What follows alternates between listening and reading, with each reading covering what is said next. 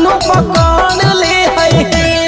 गलिया काट ले है जाते से बात कहो ही ओ सच के हाथ फेरो है कु जगह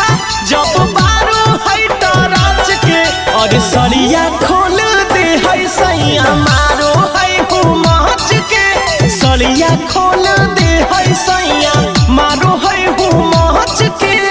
म्यूजिक बाय डीजे सरफराज।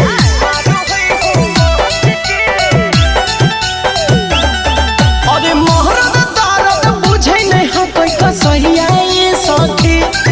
और नहीं हर चालो जइबै बोला के भैया के सखी तो दिन भर कोहबर में बलमुआ हमर घुसल रहो है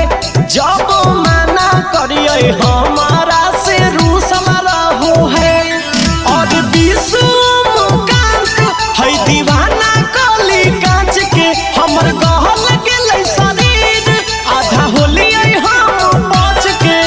सरिया खोल दे है सैया।